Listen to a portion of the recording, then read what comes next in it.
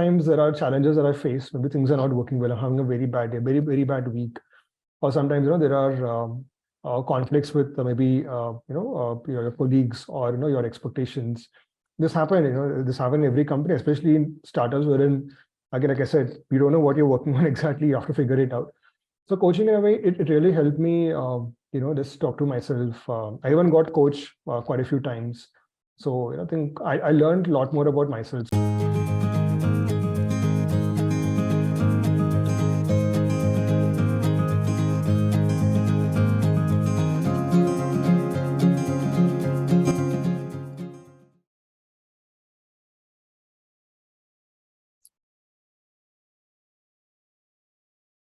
Hello, everyone. Good morning, good afternoon, and good evening. Welcome to our webinar today on the impact of coaching. As you all are joining in, please feel free to use the chat box to share with us where you're joining in from. I'm Kiva from Coacharya, and it's, like always, lovely to have you all here with us. Before we get started, I'd like to just take a minute to share with you all a little about the series that we started this year. So many alums at Coacharya, and all of our alums are doing incredible work in the space of coaching, or in a space where they are and are utilizing coaching in a way that's helping them to create the kind of impact that they want to create. So we said, why not bring these alums and their stories to this space to celebrate them and to share with you all the impact that they are creating through coaching. And today we have with us a very special guest. We have with us Manoj Kambadur. Welcome, Manoj. How are you doing? Hey, hi Kiva. I'm doing well. Happy to be here. Thank you so much for taking the time out and for joining in. I think many of you might know Manoj, and for you, for those of you who are meeting him for the first time here, I'd like to just share a little about Manoj, and then also welcome you all to ask questions and thoughts that you might have. So Manoj is the co-founder of Stoa. He's previously worked at Swiggy and Deloitte, and he's a career coach. He's our alum. He's done his coaching through with Revan in the Ontology Coaching Foundation course with us. So before we get started, Manoj, could you share a little about yourself for our participants today to know more about you? Yeah, sure. Thanks, Kiva. Hey everyone, my name is Manoj. I am born and brought up in Hyderabad, India.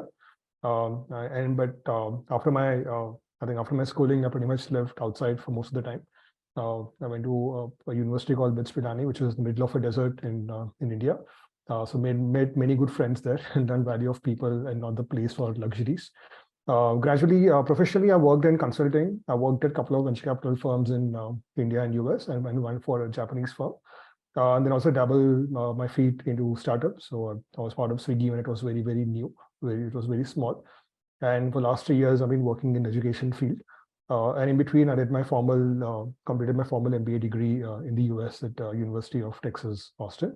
I ended up joining the Coacharya program, and it had a nice impact on my life. Amazing! Wow, a lot of different things, and then you decided to start your coaching journey with us. I think we'll get into that in just a little while. But I think our participants today would be curious to know from you about the Stoa program. We know that Stoa is this unique MBA program that you've co-founded. Could you share a little with us about the program? Yeah, sure. So Stoa, I think, is a very unique program in the market. We've been around for about 2.5 years. What we notice is there is a huge gap in the MBA market, right? Usually an MBA program takes somebody about 3 years, right? 1 year to prepare, write exams, write those applications and wait for the results. And then 2 years of the opportunity cost of actually quitting your job. And then if you look at the market, many of them, even after this long program, they don't end up in jobs which pay more than 12 lakhs, for example, which is not a very high amount, especially if you're leaving a job for 2-3 years. Right? So, and secondly, we also realize many people don't have to quit their jobs just to upskill. There is a way to upskill yourself. That was my situation. I was a part of Swiggy. It was growing very crazily. But because of the FOMO of doing a formal higher education kind of drove me to leave the job and go. But looking back, I don't know, maybe that was not the smartest decision, but it is what it is. Lastly, MBA programs are relevant for those who want to get into corporate jobs, like mid-level jobs. I think they do serve a purpose. But there are many folks, including one of my other co-founders, right, who went to IIM Bangalore. So Aditya, like he's someone who's been a serial entrepreneur for the last 10 years. So, like MBA also, there's opportunity cost there. So yeah, I think that is what really drove us, right? The fact that business education, to really upskill and to get a hang of amazing business education, you don't have to quit your job. You don't have to really spend 2-3 years. And also in MBA, what happens is most of the faculty come from research. They have done some great research in their life. But of course, you need to be more updated in terms of what's happening in the world of business, right? So things keep getting outdated every few years. So that's why we actually get industry operators from a lot of unicorn startups like Swiggy, Razorpay, Cred, from large companies like Amazon, from consulting firms like BCG, McKinsey, and also a lot of other from other places. So that way, our learners are able to learn from the best industry operators from the respective fields. So this gives them, very like a first-hand opportunity to understand how the latest cases are solved, and also, have close room interactions with these, industry experts with whom otherwise you wouldn't have the chance to really speak to them. Absolutely. Wow, that sounds really, really interesting. And as you were speaking, I was actually thinking about even schooling and let's say my own education, where I don't know how much of what I actually studied came to use directly at work, right? There were other skills that one had to pick up, and then you learn things on the job. But this is very, very refreshing to hear about, Manoj. And could you share with us a little about what are, let's say, a specific, like you mentioned, there are industry experts that come into this program to support the children. In what way have you designed this entire course that makes it completely relevant to anybody who then wants to get started with a career in, let's say, the business space? Yeah, sure. That's a great question. Also, these are not children. These are working professionals. They're mostly in their early and mid-20s. So, yeah, many people, right? Many young professionals today, they keep reading some news saying, hey, this company Cred is doing something fancy, or, I want to get into a product management job. I want to get into founder's office job. I want to get into certain jobs. They don't know like what that even means, to be honest. Right. There's only so much you can learn by looking at, YouTube videos and reading stuff online. You have to really, do a lot more homework to understand the nitty-gritties. So I think here they get a chance to meet a lot of peers from different companies, different industries. And so those interactions also, they get a very good reality check in terms of whether, what they thought they're interested in or the passion about is actually, realistic or not. Or, or maybe sometimes they really find what is relevant for them. So this also plays a huge role. In terms of the design itself, I think, again, like I said, in formal institutions, let's say you're learning something for 5 months, right? A lot of time is also spent purely on research stuff. And like I said, when things are changing fast, you need to be more updated in terms of picking up cases and concepts and not the research stuff. So that way, we've designed more of doing, I would say. Like you're doing many more assignments as such, and discussing a lot of different cases. So that way, you're building, a wider perspectives in a short period of time. It actually sounds very, very interesting. And I think when people have the exposure to different kinds of scenarios and they are on, like you said, they're doing things and they're learning while doing, by doing in a way. So I think it just enhances the learning, because you also pick up certain skills that you otherwise wouldn't be able to actually pick up just through reading or through the knowledge piece of it. So very interesting, Manoj. And I want to know, just curious to know, while you were setting up Stoa, what were some challenges that came your way? I know it sounds really good and the program sounds really great, but I think anything that you get started with comes with its share of challenges. So if you could share a little. Yeah, right. I think anything you start has its own share of challenges. So I think we've had a few, but I think it's normal to have. I think some of the challenges were that our team has been fully remote for the first 18 months of operations, right? So I think when as co-founders, we didn't meet for the first few months. So in a way, like we knew each other online. So Aditya and I were batchmates back in college. So there was some acquaintance of sorts, but we didn't really meet for 18 months. So building a team, building a program, building a brand name, being fully remote was something that we never really anticipated, but it worked well. And gradually, I think the world also kept changing, right? We started in the middle of the pandemic. So I think as a program, we kept on evolving. I was still staying relevant. So that's something we're pretty proud about, right? Like, because there are quite a few, you've been reading the news that tech companies have gone, have had certain difficult, more difficulties. So I think that's something that we've been able to manage that. In general, yeah, there are a lot of other challenges in building a company, scaling a company. But yeah, I think these are some of the challenges, I would say. Right. And really curious to know about your interest in coaching and where that came in, and how did you find us and start your coaching journey? Yeah, that's a very interesting journey. I never thought I'll be a coach as such. Maybe I'll be a football coach one day for kids or something, but I never thought I'll be like a life coach or a career coach. I think when we started Stoa, one of the co-founders, brought in the concept of coaching. I was not aware about it, and the learners really liked it. Some of them they found great value. Then we also, but all these are very confidential sessions, so we don't know what is even happening here. But people like it. And then I used to work, with our learners in their career transitions, and I used to ask a lot of questions. So co-founder Aditya joked that I like to ask questions, so maybe I should become a coach. And then but I just thought this was a joke, on me. And gradually, then we thought, no, you know what, maybe we should have more coaches in the program to help our learners. And obviously, but yeah, just to understand the impact of coaching better. Again, we kind of had this discussion casually, and I thought, you know what, okay, I'll give it a try. And then I went on a crazy research. I do a lot of research in general on things. So I did quite a bit of research. I think I spoke to maybe 6 different institutions. And I spoke to some trainers directly. I spoke to some of the program managers to understand the program design, all these things. Coacharya was among the last entities I actually came to hear, but I had a very good impression the way. And once I filled up a form, somebody called me promptly, and they answered my questions, and then they're able to help me speak to one of the alumni. And this gentleman, alumni Ranjit Bedi, I was quite impressed. I mean, with his profile and his ability. So that gave me a lot of validation that someone like him went through Coacharya. Then there's something valuable here. And also the program design, I was very happy. Like I myself designed programs, so I really like the Coacharya's program design of for like 20 weeks, wherein I had a good chance to really practice in between. The support system was pretty good. So yeah, that was my journey. I took some time to join the program. I took like a month and a half to decide, but I think it's been quite rewarding, with my trainer Drevan, Tracy, and many of the other coaches who've taught me a lot, honestly.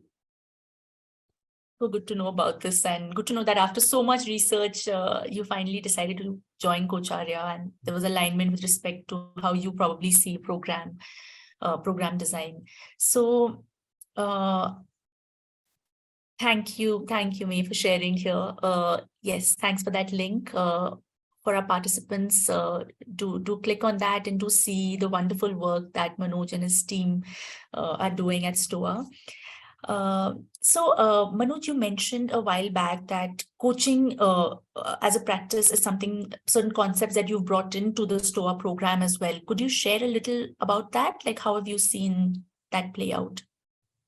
Yeah, so like I said, many of our learners are young working professionals. So you have to keep in mind, for them, this is the first time they ever heard about coaching. Maybe for them, coaching has been IIT JEE coaching or cricket or football coaching of sorts. So yeah, I think educating about coaching itself was a bit of a challenge, but I think we managed to figure out how to educate folks. But I think some of the ways that people have learned to use coaching is really discuss. I mean, a mix of personal and professional stuff. I mean, this is based on the feedback that I've gained from my learners. Some of the personal stuff they discuss is around time management, right? Like youngsters want to do this, that, everything under the sun, but time is something which is limited. So time management, things like changing habits, things on maybe relationships, like some issues with with anybody in their life. Professionally also, they have like they have them dilemmas in terms of hey, I want to start up, have my own company. I don't want to work for anyone. Again, it's not about how you build a startup, but it's more about, should I do this? What does it take mentally for me to, break the barrier of going and starting up? Or now I want to switch careers. I want to switch geographies. So there are a mix of personal and professional stuff that people have been able to discuss.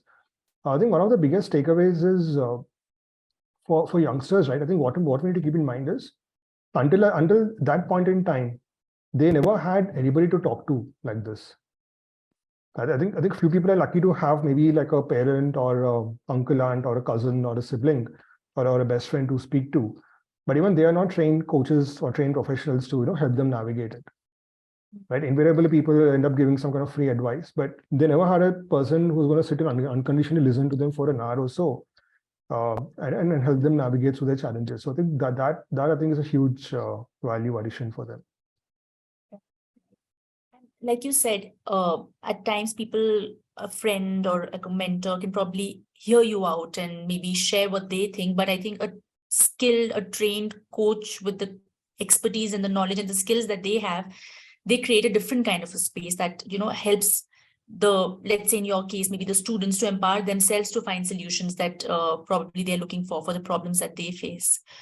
I think we have a question here on the chat box as well. If you could take this up. Mahima is asking, for someone who doesn't have an experience in coaching, how does a person prepare themselves for a career? For a career sorry, can I get the full question there? Mahima, could you add for a career is there something specifically you're looking for? Or like a generic career? For someone who doesn't have an experience in coaching. Yeah, for a coaching career. Yeah. Yeah, I mean, I think that applies to many folks, right? I think even at Coacharya and a lot of other institutions, right? Like, I think, in this case, I think one of the fundamental rules I feel for any program in general, whichever program it is in the world, is do you want to take it up? Like are you aware about why you want to sign up for this, why you want to become a coach? What do you want to do after this coaching program? I think for some people it might be that you want to become like a full-time professional coach. But I think also I know many folks, many coaches, they've taken the program, just to be better, be a better person, be a better manager, be a better leader or a better family member. So yeah, I think the point is why do you want to become a coach, right? And I'm sure if as long as you are aligned, your expectations are aligned with the program, I'm sure it will be helpful. But what I've seen is in general, coaching also helps you personally. I think coaches become more self-aware. I was reading this somewhere on LinkedIn. I think one of the coaches wrote, first as a coach you need to be self-aware before you kind of coach others. So it really it does help you, I feel. And I think on a lighter note, like if you're somebody who really enjoys questioning a lot, like Manoj, that could be like a cue. So Manoj, share a little about how your program brings in this coaching lens for the students. So I want to know from you on what are some coaching practices that you actually applied while you were on this journey, and like the kind of challenges that probably came in, or the approach you wanted to take. What are some of the practices that helped you? Yeah, I think coaching has definitely helped me in the last 2 years or so. I was join the program, even personally also, right? Like I would say help both personally and professionally. But I think maybe stick to the professional aspects more based on the question. See, many times, like I'm a first-time founder, so there are many times I'm in uncharted areas, right? And like I don't have the answers. So it's just about being aware that I don't have the answers. It's being aware that there are many people who've been in the situation before, but they've kind of passed through. So yeah, I think it's not about self-awareness there, I would say. I think there is a core. Secondly, a lot of times there are challenges that I face. Maybe things are not working well. I'm having a very bad day, very, very bad week. Or sometimes, there are conflicts with maybe, your colleagues or, your expectations. This happened, this happened in every company, especially in startups wherein, again, like I said, you don't know what you're working on exactly. You have to figure it out. So coaching in a way, it really helped me, just talk to myself. I even got coached quite a few times. So I think I learned a lot more about myself. So for example, a few things I learned is I think in one session I learned that maybe my style of working is different from the other person's style. Now this I already knew. This is not a revelation, but I think in the coaching sessions or even as I'm becoming a coach, I realize now how do I deal with those situations, right? So it's about that. In other situations, it's also about maybe everyone has certain limiting beliefs, right? I certainly have mine. I think after becoming a coach, I was able to challenge my own limiting beliefs. So I think after I become a coach, I don't know, maybe my trainer will be a better judge of this, but I think I'm able to even self-coach in certain situations, maybe not always, but in certain situations, self-coach myself. And this also really helps me no matter what the situation is. I think I could associate with a lot of things that you were saying about self-awareness and even self-coaching yourself, because I think you somehow, with that self-awareness that comes in, you kind of can identify the patterns in which you probably begin to think in general situations, right? And then I think you know how to course correct faster or like in a particular way. So wonderful. We also have another question from Mahima. Larger OEMs and MNCs have their own training programs for their leadership personnel. Will Stoa also have similar programs? Leadership personnel, yeah, I mean, right now we do have certain senior folks because they're also taking a lot of value from the program. Yeah, I mean, yeah, we've had quite a few of these. I think we do plan to launch more programs in the future. But I think specific Mahima, maybe I can just take it offline, just to cater to this question, if you're okay with it. Sure, sounds great. So with your experiences with the Stoa MBA program, Manoj, like what is a larger ecosystem impact that you are beginning to now see through coaching? Yeah, so I think for many folks, like I said, they haven't had anyone to talk to before. But I think coaching, what's happening, I was also listening to a podcast recently on the startup ecosystem, and they also really mentioned many hiring managers, when they're looking to hire senior leaders, right? Sure, they can hire based on their profile, kind of work ethics they have, but also they're also looking for leaders, because leading by coaching is like a popular phrase these days, right? Especially when you have to manage your younger generation. You can't have the old stick or the old approach of like showing a stick every time. So the ability to coach people, to manage people effectively, I think is also a skill. So that way, I think there is a lot of value for mid to senior level professionals even in startup space. That is where I work largely. I'm more proficient there. This is a huge value add, and for younger folks also. I mean, everyone deals with all sorts of issues now. I think the good news is aspects around mental health are a lot more commonly spoken about. They're a lot more accepted, today, even compared to 5 years ago, right? Honestly. So that way, for younger folks to, again, for many of them, going to therapy becomes like a taboo. It may also be a lot more expensive, or I mean, I don't know, pricing aside. I think just from an impact point of view, coaching might seem slightly more warmer for them, right? This is like soft therapy in a way. I don't know if it's right for me to say that, but I think for all practical purposes, it is like soft therapy. So that way they're able to even just tell people that, hey, I'm talking to a coach. It sounds very, it has a more positive spin than, I'm talking to a therapist, I'm kind of depressed. So that way, I think it really helps different kinds of people. But again, as the only rule in coaching goes, you want to be coached, right? Like, as long as you have the mindset that you want to get coached, you want to talk to somebody about what you're going through. I think the rest, the impact will happen on its own. We have another comment here saying, yes, mid to C-level personnel definitely need to be able to coach their team members. Certainly. And I think a lot of the times, like you said, a lot of times the role of the manager sometimes becomes more of managing, which I think is the lens that it has become, right? But when you adopt that coaching lens or like operate with that coaching mindset, you open this whole new space for you to view your team member as more than a team member and more as a person. So it's very interesting. And you spoke about mental health as well, Manoj, and the kind of support that kind of comes in from through coaching. I read in one of your posts, I think a while back on LinkedIn, about imposter syndrome, and I think you mentioned that word somewhere. Do you want to share a little about, just with so many accomplishments that you've had, and like being a co-founder yourself, a coach, and all the other things that you've accomplished? Where do you see that come in, and if coaching in any way is helping you with that? Yeah, honestly, I think this comes up quite often to me. The self-doubt, imposter syndrome, whatever people call it.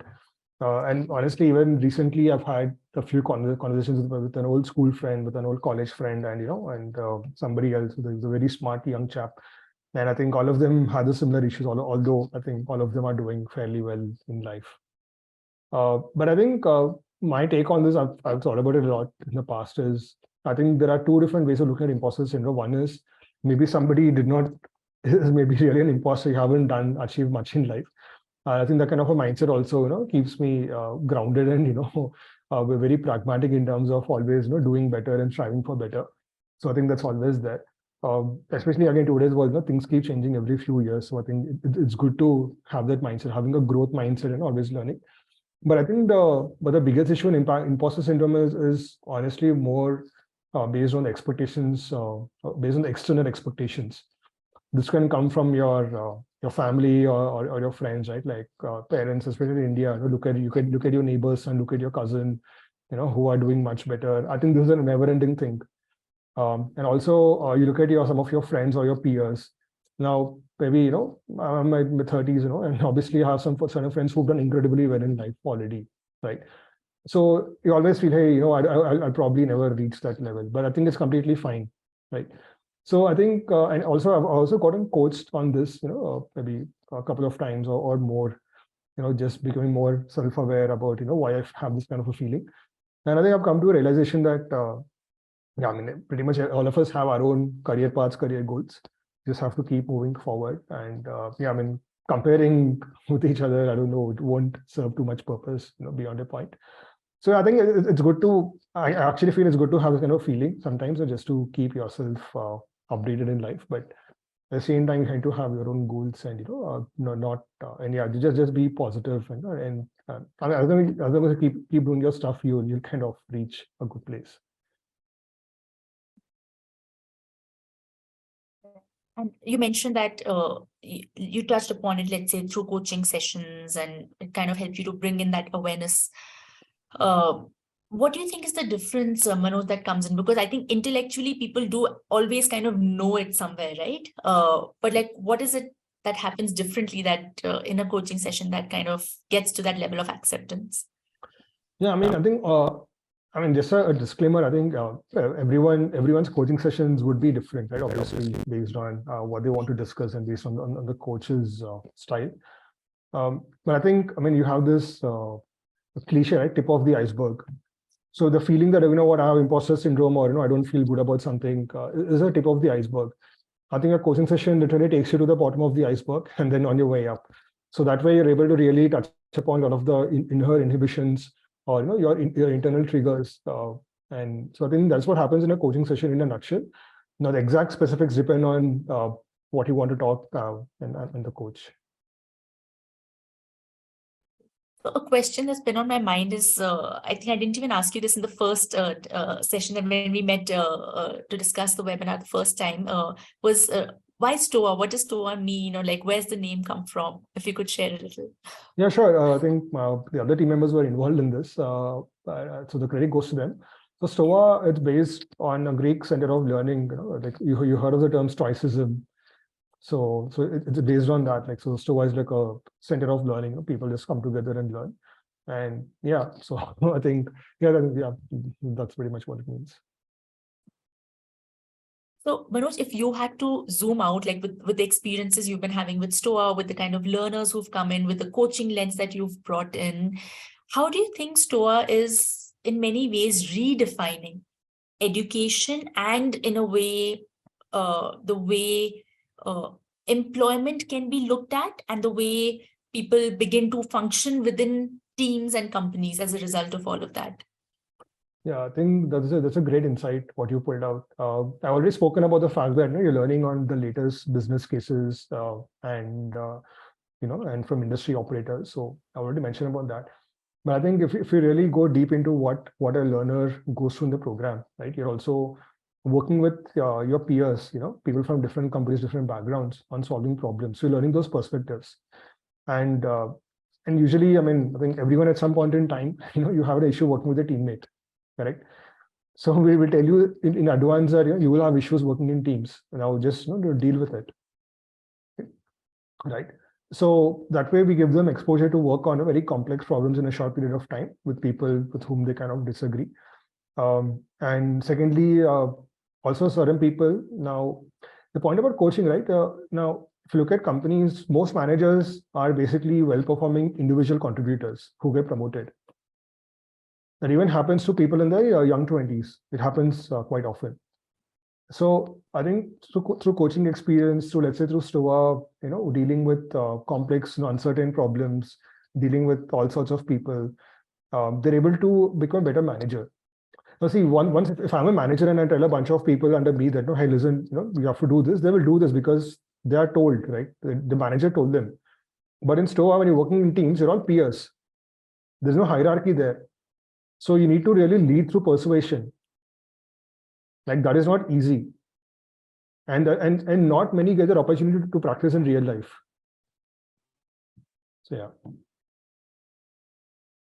That's really insightful, actually. I'm just trying to go back to work and the dynamics that kind of play out, right? Like in a typical setting, you think that when you're in power is when you will be able to take certain decisions and create the kind of change you want, right? Because individuals don't really operate within their role now. They operate as individuals contributing towards a larger vision or like a larger team goal. So I think the dynamic shift that happens as a result of just learning these skills, I think, creates that kind of change. Yeah. Going to just go back again to the chat box. We have a question here from Balu Srinivasan. Can someone doing undergraduation join Stoa in parallel? Yeah, Balu, I think you can apply to, our team will let you know. I think if you're final year, especially, you can probably join it, like if you can manage time. But yeah, I would recommend just apply on the website, and our team will, they will do like an interview, and also I would recommend that, for more, specific feedback for your situation. Amazing.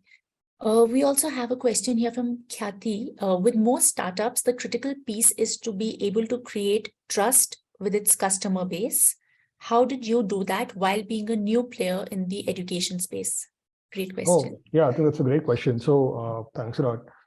I would tell you two things. One, I think even when I worked in Swiggy earlier, and when I was living, and we had this concept of being very customer-centric, customer-focused. Okay, and I'm telling you, this is back in 2014, 2015, wherein food delivery was a very different industry back in the day.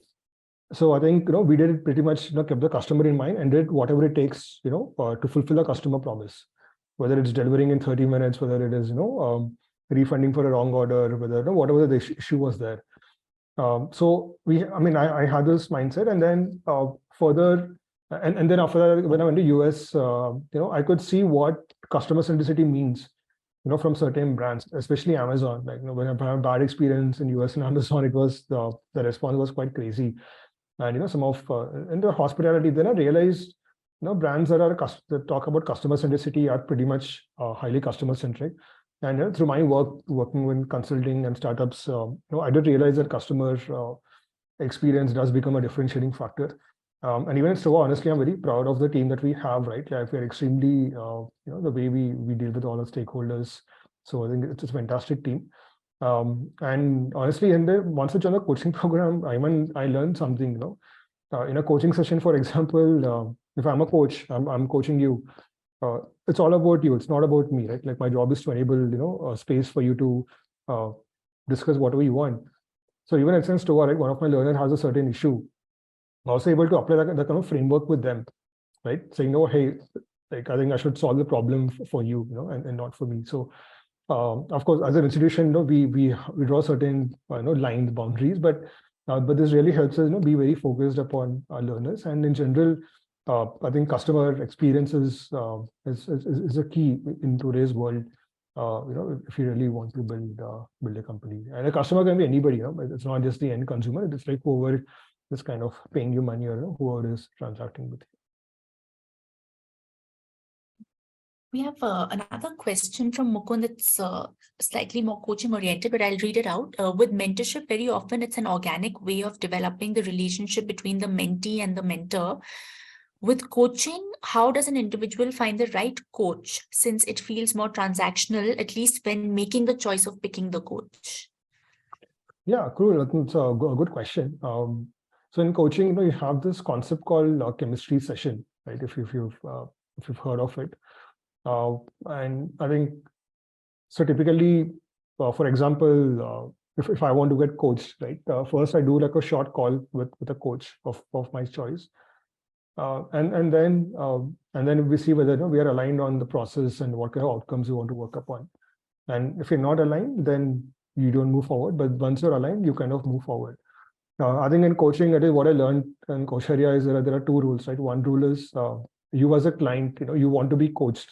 As long as you go in the mindset and you're being very honest and transparent, you will gain value from the coaching session. Second is, as a coach, you should have the mindset of coaching anybody who comes to you saying, look, I want to get coached. I think as long as these two stakeholders have this mutual respect and mutual commitment, it works. Now, to the point about, let's say, if there are 5 coaches, and how do you choose a coach? Again, that also really depends upon you, right? So at Stoa, we have this situation quite often. We have multiple coaches, but it's difficult to explain here. But we figured out an innovative chemistry session wherein everyone gets to speak to all the coaches in a short period of time. And yeah, that really helps them choose whom they want as a coach before making the commitment. So Manoj, we've discussed a lot about the different things that happen in the Stoa program, the unique aspects of the program. When you look at all that you guys have achieved, what are some of the things that you feel extremely proud of? Yeah, I think a few things. We're very proud of a few things. One is I think we've impacted many lives, right? I think almost 1,000 lives so far, and I've personally been part of some crazy transformation journeys. People who've been in one industry, they have no idea what to do in life. They're fully stuck. They have like 3-month notice periods, but being able to work with them, give them the confidence, and then really help them transition into a whole different world. Let's say from an Infosys to like a Web3 crypto space, or from like a very small marketing agency to to a brand marketing team, in a very upcoming, very hot popular startup. So being part of many such journeys, which is quite fulfilling. So I think that's one of the biggest takeaways for me. Secondly, also the kind of team that we built, it's been 2.5 years. We had a good team. So it's also nice to be working with those people. And largely, I think we've kept growing in our own way, because we're not one of those like venture-backed startups where just raising funding and you're burning cash. So we've been very frugal the way we run, and not. So yeah, I think these are 3 of the things that I feel I think I'm reasonably proud about, and just looking back in the mirror.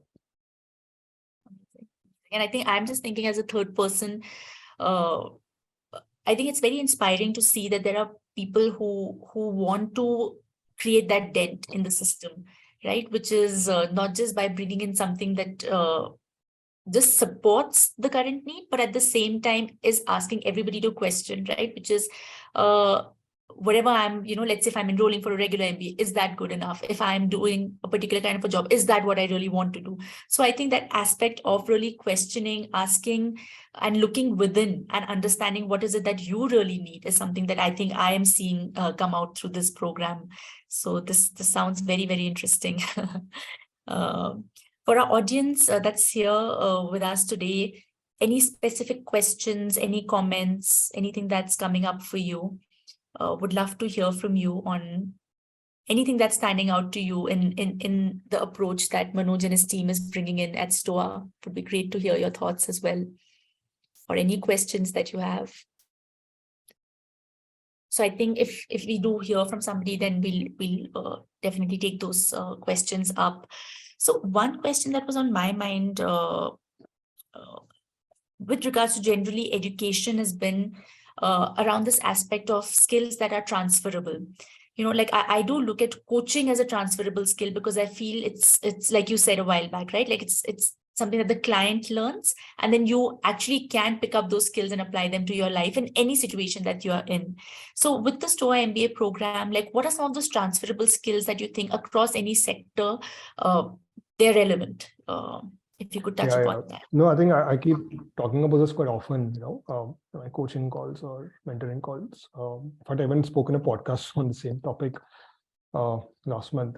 So I think in today's world, like, jobs are changing, the business models are changing. So that doesn't, but still, people to solve those problems. So it doesn't mean that, you need a whole set of, like a whole different person to solve it. A lot of people have relevant skills and experiences, which can be transferred.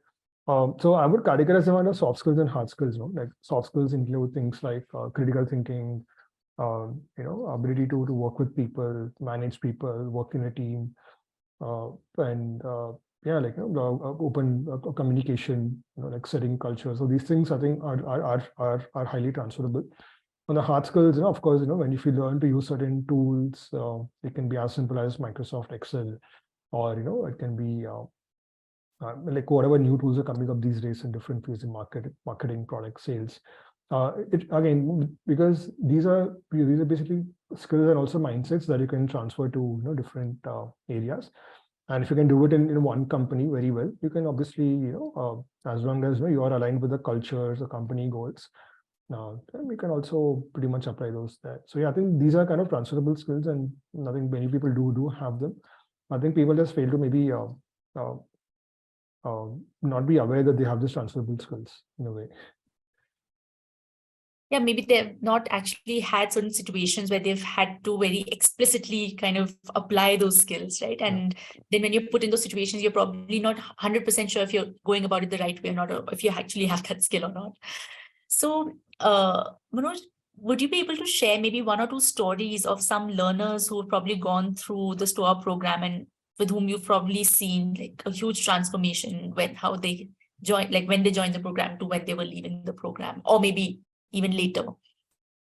Yeah, I think like I said, just mentioned the story briefly. This is one guy, let's say he was in Infosys at the 3-month notice period. In fact, he took like a pay cut at Infosys just to join a different team, and he was not happy with the money or the role. And then he realized there's not much scope there, but he was stuck, right? And you can't just quit your job because you're in the middle of the pandemic and things are uncertain.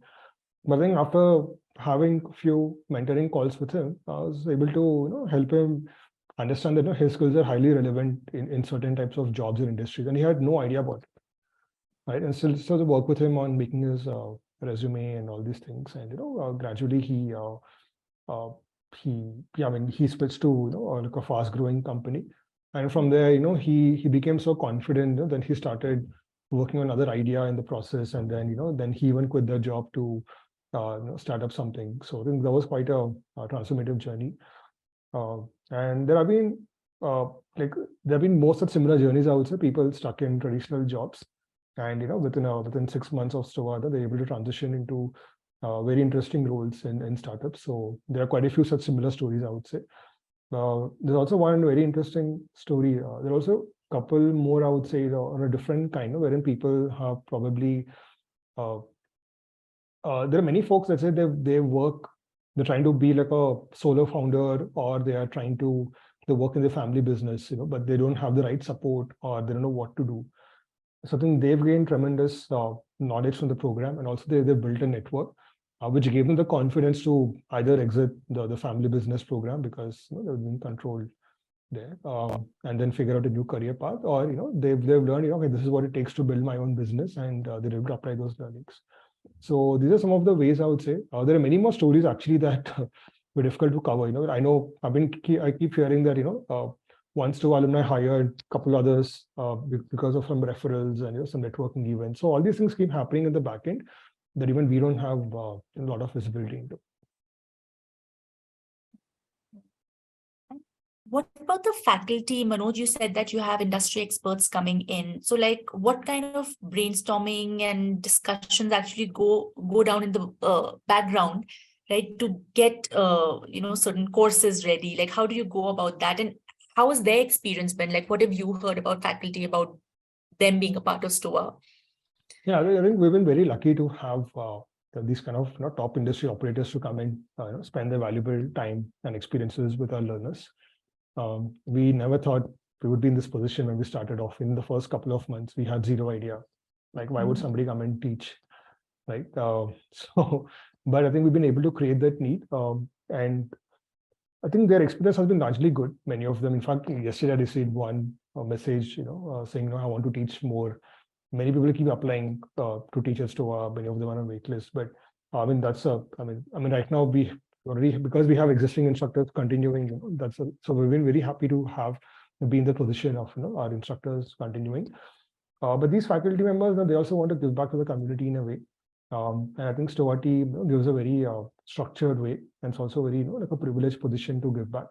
So because it's very impactful, and they also keep getting quite a few thank you messages on LinkedIn or Twitter from our learners after the session. So that way, I think it is they're quite happy, and we have a very, very strong team which works with industry operators to to onboard them and to make sure they're having a fun experience.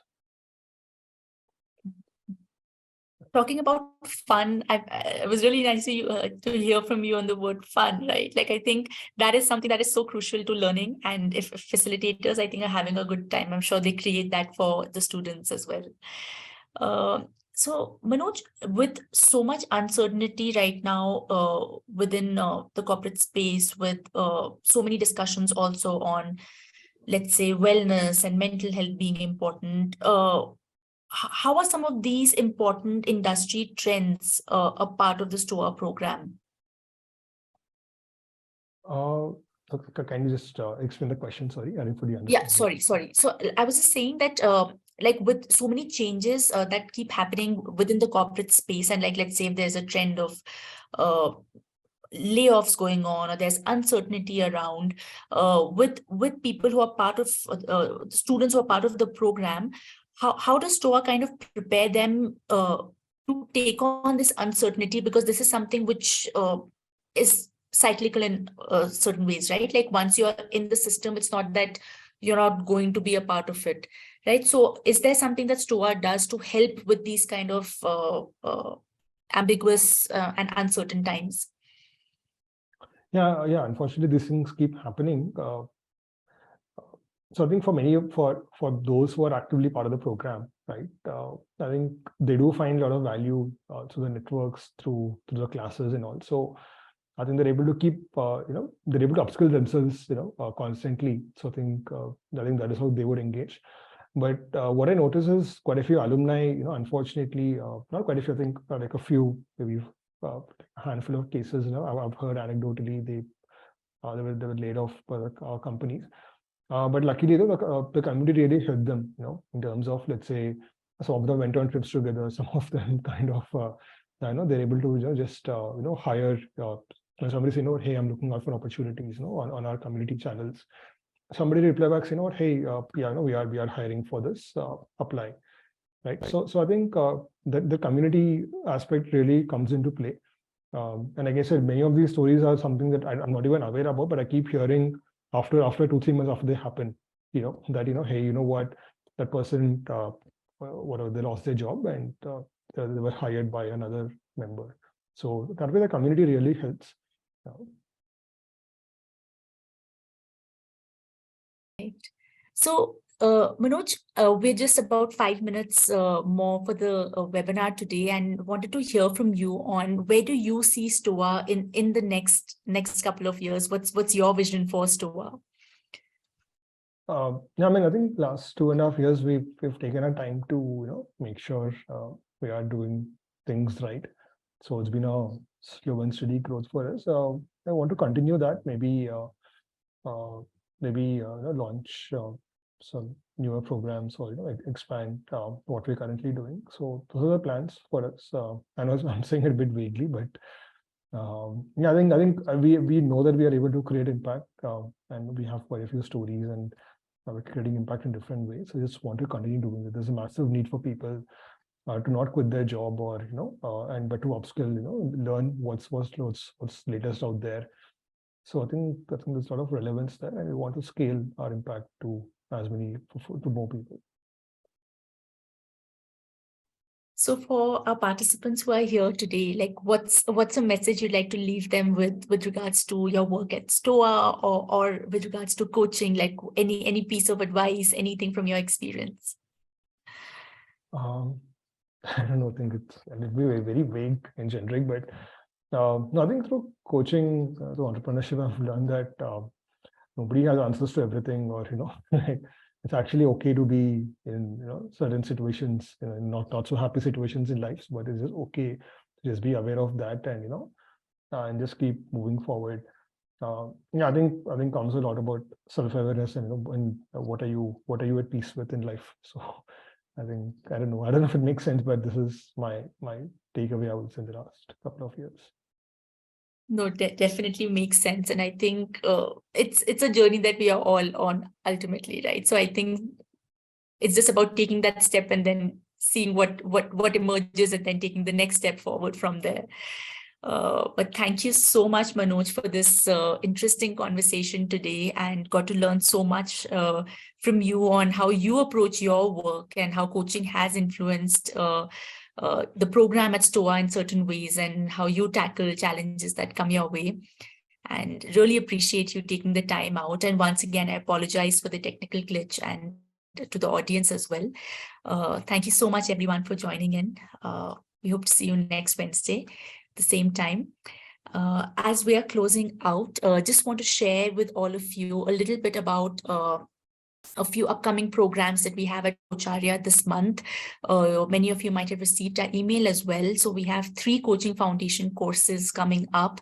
Yamini has shared details about those. So we have Life Coaching Foundation. We have one on ontology. Actually, that's the one that Manoj also was a part of with Drevan. And we have one on neuro-linguistic programming. If you're already a coach and you want to advance your career and move to level 2, we also have an advanced coaching course with Ujjwal. So Yamini shared the details on the chat box. And if you want to know more, you can write to us at support@coacharya.com. And happy again to have had you here today, Manoj. Thanks again for joining in. And we'll close off. Thank you so much. Yeah. Thank you so Thanks, much. everyone. Thank you, everyone. Bye. Bye-bye.